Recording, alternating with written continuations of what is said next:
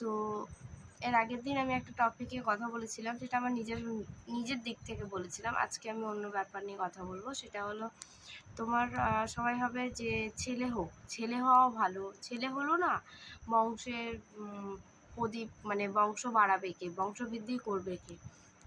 যে বংশবৃদ্ধিটাই বেশি, না বুড়ো বয়সে আমাকে যে দেখবে?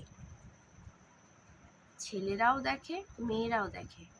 খুব কম ছেলেরা দেখে না, সেটা আলাদা ব্যাপার, সেটার ব্যাপার বলছি না। মেয়েরা কিন্তু বাবা মাকে বোঝে।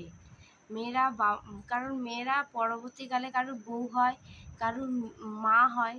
তো সেই ক্ষেত্রে তো আমার মনে হয় যে ছেলেরা যেমন বংশের প্রদীপ হয়, মেয়েরাও কিন্তু বংশেরই প্রদীপ।